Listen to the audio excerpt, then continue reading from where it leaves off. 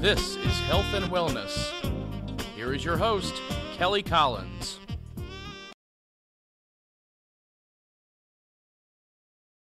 Hi, I'm Kelly Collins. Thanks for joining me on another episode of Health and Wellness. We have some exciting segments for you on this episode, and we hope that you'll enjoy all that we have to show you. First up, we have some correspondents who spent some time down at the 24th Annual Race for the Cure in Philadelphia. We sent Natalia Yablokov, Artavia Elise Adams, and Kearney Warren to talk to some survivors and some runners. Hi, ladies. Hi, Kelly. We're here at the 24th Annual Race for the Cure. There are over 30,000 registered participants, raising over $2.5 million for the Breast Cancer Research, Education, Screening, and Treatment Fund. And we're here, and we want to talk to these folks about this very special occasion.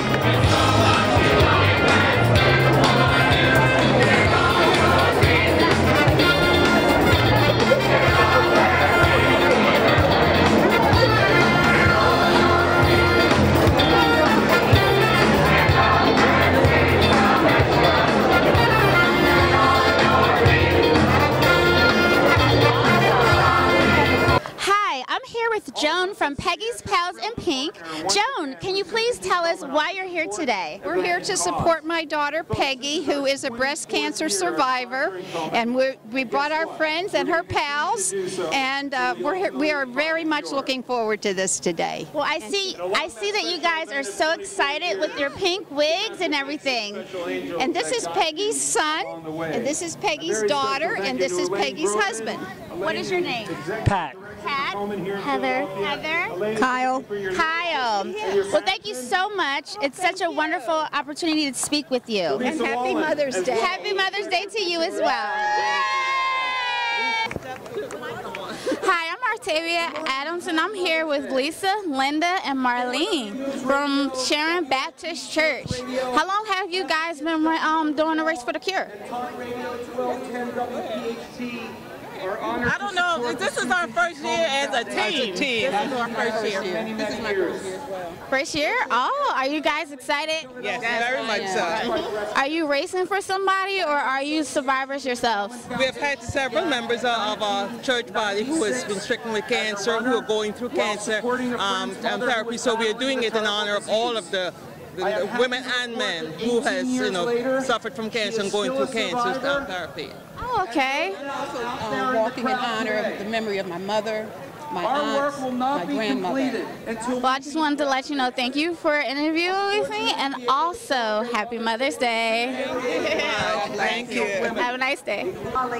So we're here with Ewayne. Ewayne, can you please tell us a little bit about yourself and who you're representing and why you chose to come out today? Hi, my name is Ewayne Richardson, and I'm representing the ladies of St. Matthew AME Church and also co-workers who have suffered from this deadly disease. I am here walking in their support. Well, that is wonderful. Thank you so much for coming out, and I hope you enjoy this day and have lots of excitement. Thank you, thank you, thank you. Have a good day. Thank you. So make sure you... Hi, I'm Natalia Yablokov, and we're here at the Race for the Cure. Hey, Kelly. Make your way over. Hi, so I'm here with Amanda Blatt, Ann Smith, Heather. And what are you guys here for? We're here to walk in honor of my daughter, Allison Fawcett, who fought the breast cancer for 8 years and is that's our inspiration. We're a permanent part of this walk. So that's great. And let me see your shirt. Live, laugh, love. Heroes. That's great. Thank you. Hi, I'm with Janice, who is a 2-year breast cancer survivor. Janice, please share a little bit of your story on this Mother's Day. I'm 2 years as of April. I was diagnosed the first day of school. I'm a school teacher. I worked through part of it, lost all my hair, but then I got really sick, but I was out from November till June. And as of April, I'm now a 2-year survivor. I have 2 daughters, and they're fine. I don't have the genes, so it's not going to pass down to them, so I'm excited. Oh, wow, that's wonderful. And are your children here today? Yes, they are. And do you know where they are? They're somewhere in the crowd? One you can find. My daughter just had hand surgery, so if you see somebody with their hand like this, She can't put it down. You'll find her. Okay, thank you so much, Janice. Happy Mother's Day. Hi, I'm here with Elaine's Brigade, and it seems like they're walking for Elaine, right? We're walking for two Elaines, my Aunt Elaine and my cousin Elaine. So how long have you guys been doing the Walk for the Cure? We've been walking about 13 years, about 13 years. 13 years, and when did they pass? And 2 years ago, Elaine, my cousin, and 5 years, her mother. 5 years? Wow. So have you guys all done this together every year? We started with a small group, and it's grown. Oh, okay. So we do it every year together. So, are you ready? Hi, I'm here with Denise, and as you can see, this is a wonderful celebration. Denise, please give us a little background of your story and why you're here today. I'm here because I'm a 15-year cancer survivor. You know, it was a long battle. You know, it was rough. I'm here to support all of my pink sisters and the whole team Niecy is in the house. Okay? Thank you so much. You're welcome. Thank you. All right. Hi, I'm here with Karen and Pat. They're both survivors, and they would like to tell a little bit about their story. I'm a survivor of 3 years. My cancer, unlike a lot of other people's, was very mild, and I was very fortunate that they caught it when they did. So I really do believe in mammograms, and I don't really care how old you are. That's great. That's great. Hi. I was diagnosed 21 years ago. This is my 20th race, and I believe that the big thing with women that they're afraid to have mammograms, don't let fear stop you. Every year I've seen more and more survivors on the step, and that means we're winning the race.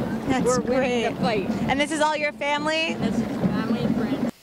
This year's Race for the Cure was able to raise over $2.5 million to support breast cancer education. Thanks so much to the correspondents who were able to get out there and support. Bariatric surgery is becoming a much more popular approach to obese patients and serving their needs. Our correspondent, Danielle Riggins, recently visited Dr. Lisa Medvetz, who is an expert on this subject. Danielle? Hi, Kelly. I'm here with Dr. Lisa Medvetz. She's the Director of Bariatric and Metabolic Surgery here at Lourdes, Burlington County. Thank you for being with us. Thank you for having me. Primarily today we're going to be talking about bariatric surgery. So tell me, what is bariatric surgery? Bariatric surgery is surgeries that are designed to help patients lose weight, and in so doing also to improve their health. The surgeries help to resolve the diseases that come along with the disease of morbid obesity, such as diabetes, hypertension, sleep apnea. Great. What type of patients will be electing to have the surgery, and why? Anybody is a candidate if they have more than 100 pounds of weight to lose, if their BMI is between 35 and 40 with comorbidities such as diabetes, hypertension, or if their BMI is greater than 40. And BMI is body mass index, and that's how we decide who is a candidate for the surgery. Okay. Do you have the opportunity to sit down with patients and go over the different options and decide if they're a candidate or not? And if so, how do you do that? The patients come in for a consult, and I'll sit down with them one-on-one. I'll go over their history, we'll do a physical exam, and we'll discuss the surgical options. Those are the laparoscopic sleeve gastrectomy, the laparoscopic gastric bypass, or the laparoscopic adjustable gastric banding. We'll go through all that, and we'll take a look at their history, their needs, what type of eating habits they have, and see what fits best for them. Okay, what's the most common surgery that you find that you use? Well, worldwide now, the most common surgery is the laparoscopic sleeve gastrectomy, and it has risen in popularity very quickly. Several years ago, when I would run seminars, patients, I would say, has anybody heard of the sleeve? And they'd say, no one would raise their hand. Now that's all people are asking for. Right, okay. Of course, with surgery, there's always risks involved, right? Specifically with bariatric surgery, what are some of the risks that a patient should look for or be aware of? With any surgery, there's always a risk of infection, bleeding, blood clots, pneumonia. Specific to bariatric surgery, the patients can have a leak from an anastomosis or a staple line. Right. They can develop strictures, ulcers, obstructions, and also with rapid weight loss or weight gain, they can develop gallbladder disease. Okay. All right. Once a patient has a surgery, what are some of the maybe the tools that you send them home with? Because it's hard for them to maintain a healthy lifestyle now. Do you give them maybe a nutrition plan, or what do you do to send them home with? Right. The preoperative care is really just as important as the postoperative care. Right. So preoperatively, they're prepared. They have 3 nutrition classes. We have a nutritionist on staff, and they also have to see a psychologist as well. I encourage ongoing therapy because there are reasons why people have developed this problem. Right. And if they better know themselves, they have better likelihood of resolving the issues postoperatively. Once they have the surgery, they go home. We have a book that we've given them about the diet progression. Great. And we meet with them at 2 weeks post-op, 6 weeks, and 3 months, 6 months, 9 months, and 12 months postoperatively. I'm always available, the nutritionist is always available, and we have support groups as well, because it is important not only to have done a good technical surgery, but also to support these patients because they understand it's just a tool that I've given them. Right. How they use it is up to them, and we want them to use it as successfully as possible so that they can achieve the goals that they have. Wonderful. Now, I know you said that you encourage all patients to receive therapy. Do you find that patients after the surgery, they have body image issues, or and if they do have that, what do you do to assist them? Right. It's a very good question because it's a very important question. With the surgery, the patients understand that this is a tool that I've given them. How they use it is up to them. The changes that occur not only with their body, but how they react to that and their family and friends react to that can be very varied. And sometimes that is some of the biggest struggles. You'll have family or friends who may try and sabotage the patient because they're jealous of their weight loss. The patient is sometimes scared of the changes that have occurred, and we talk about these issues because we want to see them feel comfortable with the changes that are occurring. There are patients that have developed other problems to almost replace the problem that they had with their eating, and we don't want to see that happen. So there is a lot of support from that, from myself, from the psychologists, and just from our support staff as well. Wonderful. With this new body image, it's hard to keep it, right? After they undergo surgery, is it possible for them to gain the weight back? Absolutely. There is a way to get around everything that I do. Right. And the patients can find that way. So any weight loss surgery, there is recidivism. What we tell the patients is that right after the surgery, they're going to lose a lot of weight. But what they have to do is change their eating habits so that when the weight loss slows or stops, then they're able to maintain it. Losing the weight is the focus of everybody, but the problem is that that's very important, but not the only important thing. And weight maintenance is just as important in order to keep the diseases that they had away, because as they resolve their diabetes and their sleep apnea and their hypertension, we don't want those problems to come back. Exactly. Say they, underwent the surgery, lost a ton of weight, gained some of it back. Is it easier for them to lose weight again, or is it essentially the same as before the surgery? It's the same as before the surgery, and that's something that the patients struggle with because after about a year, year and a half from the surgery, their weight loss is done from that operation, and they will not get the benefit again from the surgery. They have to lose it then the same as you or myself with diet and exercise And that can be sometimes a bit of a struggle, as it is for all of us. Not only that, it's a very personalized program. Well, after the patients have surgery, they get my cell phone number. Great. I'm available 24/7. If they want to talk to me, they can talk to me. They can also talk to our nutritionist at any time, email her, or call her, and the staff is very knowledgeable and available as well. So I would think what distinguishes us is we look at the whole picture, not just from a surgical aspect, but from a medical aspect as well, from a psychological aspect, and we make it as personalized as possible. Wonderful. Well, Lisa, I would like to thank you for taking the time to speak with us today. Well, thank you for having me. Thank you. It was our pleasure. Thanks, Danielle. You can watch Danielle's full interview with Dr. Medvetz on our Wellness Watch right here on our website. Our own Natalia Yablakov, who is a runner, recently volunteered to undergo an evaluation which helps runners evaluate their own style of running and how they can prevent injury.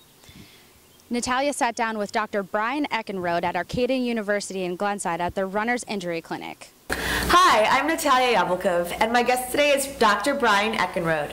He is an assistant professor of physical therapy at Arcadia University in Glenside and the clinical director of the Running Injury Clinic at Arcadia. Today, you're going to take us through the evaluation you perform on runners. So tell us what you're going to do today. So we're going to do a 2-hour exam. It's going to comprise of a complete musculoskeletal screen. We're going to look at your flexibility, your strength, alignment. We're going to look at your shoes. We're going to look at how you move, specifically doing different tasks. Then we're going to get you running on the treadmill. Take video of you running on the treadmill. Then we'll go over that with you, show you what you're doing potentially incorrectly based upon some of the mechanical issues I found, and make a recommendation for some ways you can improve yourself. Okay, so the first thing we're going to do is I'm just going to take a couple select tests. I'm going to be looking at your core stability and your core strength. So what I'm going to have you do, I'm going to have you in a bridge position, and I'm going to have you do the bridge. Holding this position, I'd like you to straighten out one leg. Perfect, and then put that back down, and then straighten out the other leg. Go ahead and relax. What I'm looking for is how stable you can keep your pelvis. Okay. All right, so now that I've told you what I'm looking for, I want you to do the same thing. Okay, go ahead. Good. And then the other side. Okay, so hold that there. So again, that kind of shifting back and forth, I could make the argument that that's, again, we're firing your core. Bring that leg back up again. I know it's going to be hard, right? Think about it. When you're running, you're standing on one leg when you do, 40% of your gait cycle with running. So again, if you have a hard time stabilizing doing this bridge, what is happening at your pelvis and your core when you're running? So again, I can make the argument that when you're running, you're going to have some, potentially could have some instability show up in your pelvis and your core when you're running. So good. So that's one of the things I'll look at. The next thing I'm going to have you do is you're going to lie on your side, face the camera. And now these tends to be some of the more specific things I see weak on runners. We're going to look at your glutes and how they function. So I'm going to have you raise your top leg up towards the ceiling, but I'm going to keep your knees straight, and I'm going to bring your legs slightly behind you. So what I want you to do is you're going to hold this as strong as you can, and don't let me push your leg down. All right? You got it? Are you sure?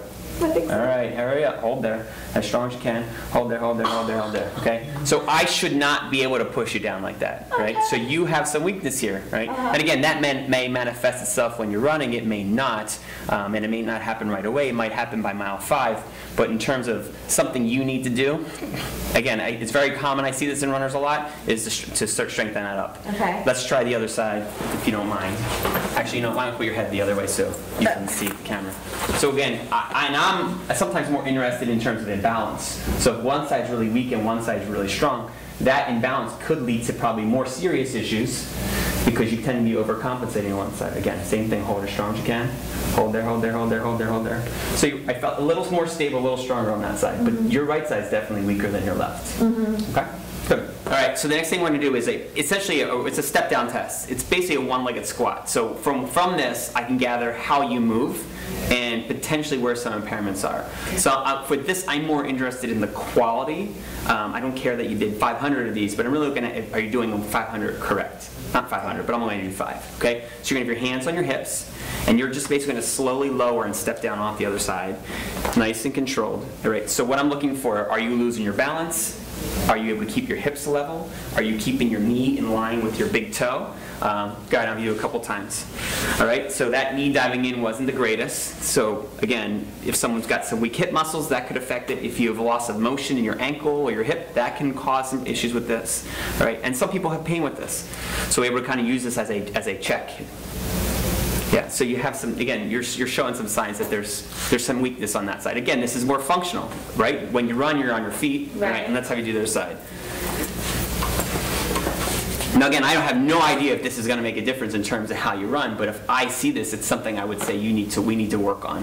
Okay. So again, a little unsteady, but might be your first one. Yeah, and so it would be something that we would, again, you would need a little more practice. Maybe that would improve, but that was your stronger hip, so you're a little steadier on this. Good. Okay. Good. And you don't have any pain. Okay. Good. All right. So usually what I end up doing, again, you had the 5-minute screen. I usually do a full hour. So I'm looking at specific strength of all the muscles of the lower extremity, flexibility of all the muscles of the lower extremity. I'm looking at core, and then people who have specific problems, I'm sort of diving a little specific into that problem. So if someone's got an ankle problem, I might spend a little more time trying to diagnose the issue. I look at shoes. I look at shoe wear patterns. Again, oftentimes people I feel like are in the wrong shoes, and I have to make a recommendation to go see someone who knows a little more, someone at a specialty running shoe store to get that. I look at kind of people's training logs in terms of are they doing too much. Most overuse injuries are because people overtrain. So kind of give people advice on that. At the conclusion, I have them run, which I'll do in a second, and I'll video you running, and then we'll watch it together, and I'll make fun of you running. But we'll look at your running, we'll kind of point out some of the flaws and potential pitfalls in terms of why people hurt themselves or potentially places you could improve your performance. At the end of this, I end up putting a summary together, and I send you a link of the videos so you can show your friends and family. But I also make some regular suggestions at the end. So do you need these 3 exercises, and that'll help improve what you need to do, or hey, you need some formal therapy, someone really needs to kind of work on these areas, or hey, you really need to go see an orthopedic doc or a sports medicine physician because you need some imaging, you need some other testing, something's a little more severe going on than what's going to be managed by your PT. So I kind of feel like I'm a gatekeeper of some degrees and kind of pointing people in the right directions. People are getting a lot of advice by the time they come in here, and sometimes they're often confused because, well, this person told me this person told me that, you know. So I kind of feel like I can be a gatekeeper in terms of providing people with what they need. But that's essentially the wrap-up that I kind of conclude with is going over that stuff. So again, I have people run in different pairs of shoes. Well, these are my racing shoes, these are my trail shoes. I'll have them run in different pairs of shoes, different speeds on the treadmill. They'll want to look at how do I run at my 8-mile pace versus my 10-minute mile pace. So I can do a lot of different things. Again, usually most people are here for a good 2 hours. I usually have students involved helping, so it's a good opportunity for our physical therapy students to get engaged and actually apply what they're learning. And again, I have a passion for the person who, yeah, mile 5 it hurts right here. You know, so I've had people how to run multiple miles on here to try to identify what they're doing in terms of as they're fatiguing, as their endurance kind of hits a wall, if you will. Okay. All right, you feeling pretty good? Yeah. Just a comfortable speed? All right, so I'm going to film a couple shots, and then I have a towel if you need it, but I'll film a couple shots and then we'll go over it. All right, so I took a couple shots. We're going to go over them now while you're here. And again, normally when I've done a full comprehensive eval, like there are certain things I know when I see you on the exam table, how they're going to look on when you run. But certainly for you, we'll kind of we'll do it backwards. We're gonna take a look at this. So what we'll do is, and if you have questions, feel free to ask. And I usually have a lot of students here, so it's a good Q&A time to go over things. So when I do look at this, I will look at this again later on to kind of, sometimes I miss things while we're talking here, and I have a program that can measure a lot of the angles and variables. So I'm just going to eyeball everything here, talking you through it, but I can get a little more detailed and specific with some of the software programs that I have, because I don't endorse any particular one, but so I'm going to just sort of toggle through this, and some of the big things. So crazy. What's that? So one of the first things I'll look at is sort of how your step width, so how far apart your feet are. You know, how a lot of times you'll have people who will scissor a little bit. Now the treadmill will sometimes, it's not quite like real running, but aside from me running behind you with a camera, this is the best thing. So looking kind of what's happening. So when you hit the ground, what's the position of your foot? Do you have any unusual wear patterns on your shoes? And how much pronation you have in terms of if you're at your ankle joint there. So when your foot hits the ground, you know, I'm looking for how much mobility you have in here. So some people have very excessive mobility, which potentially could be pathologic, and some people have not a lot of motion there, which could also be pathologic. And again, for me, asymmetry is probably a little bit more of an important factor. In terms of maybe when people get hurt. I'm also looking and seeing is one foot turned out more excessively than the other or not. And again, you may look different when you're more fatigued. Now you can see this foot is, you turn this one in a little bit more. And I'm not, again, I wouldn't take a full exam on you, but we'd be looking at a lot of variables in terms of laying down. But that's one of the big things that stands out in terms of when I watch this video, is that this foot turns inward a little bit more. So again, I look at foot mobility, I look at hip mobility, and pelvis mobility as well. Let's see, is there anything else big on this shot? And again, you kind of do it both, where both of them kind of turn inward a little bit, and when you're following through. And then this is the same thing, but this is just 5 seconds in time spread out over a minute. So it's about 400. 400 images per second, so it's a much higher resolution speed. And so in case we weren't seeing something, I could really slow it down. So if you were to look at this later, why does he have two different ones? Well, the one is just much more slowed down. So that is from the lower part of your foot, and then I'm going to look at kind of your whole self from the back. And again, we have already looked at what happens down here, so now I'm going to be a little more concerned with what's going on other places. And again, one of the things I noticed is that you weren't really moving your hands a whole lot, and I'm not sure if it's because I didn't want my shirt to go up. Right. You had the bracelets on, so I didn't know if that would be something. But so again, I can look at kind of your width. I like to see a little space between your knees, and again, I should have had you in shorts, so maybe you would be able to sort of see if there was a space. So again, you ideally want a little space between the knees. When you hit the ground, again, one of the things we look at is how much your hip drops. And again, that is controlled by the muscle I tested that I said was weaker on you. Again, that drop, and I can measure that angle, a little bit of drop is normal, but when it's too much, again, it could potentially be pathologic. And again, if you're not having pain, I could make the argument that maybe it would potentially set you up for an injury down the line. So that is on your left leg, and then we can compare it on your right leg. So not as much drop on the right. So you can see you do drop a little bit, and I would say that side's close to normal. I think you're a little excessive when you're on the left leg as well. Again, by having the shirt up a little bit, I can also see what your lumbar muscles are doing in the low back there, if there's something goofy going on in terms of too much rotation. But again, you weren't really moving your arms a whole lot, so which sometimes you see people who don't move one arm. Some people move their arms too much.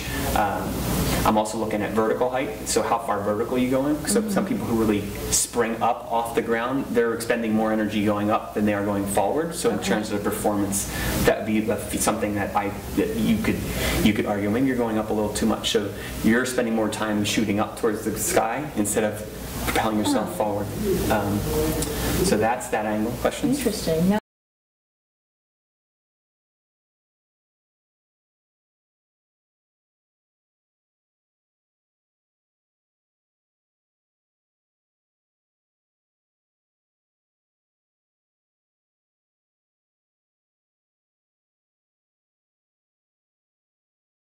I'm Flavia Herzog Liebel, registered dietitian for health and wellness.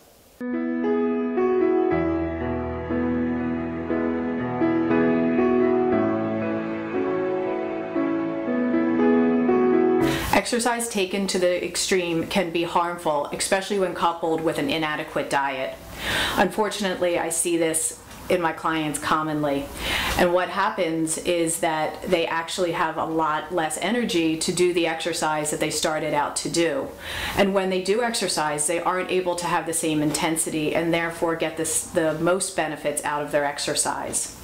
Another big problem that I see with my clients is that when there is an increase in exercise and a decrease in food, specifically a low-calorie diet, the body actually has to slow the metabolism down so that it can have enough nutrients for the primary life functions, your heart, your brains, your lungs. So unfortunately, weight loss will not happen at all, or if they get some weight loss, it will stop because the metabolism has slowed down so much. In situations like this, I have to encourage my clients to eat more nutrient-dense foods so that their body has those calories to burn, and that will actually help them start to lose weight again. So the best way to lose weight through exercise is by gradually increasing your activity level while continuing to consume an adequate diet that has a variety of nutrient-dense calories that are going to be adequate to support your new activity level. Thank you to all of our correspondents and experts who helped make this episode a great one. And thank you to you for being our great audience. You can look for health and wellness this summer on some of our live broadcasts around the region. And you can always watch us right here on healthwellnessweb.com. Thanks again, and we'll see you next time.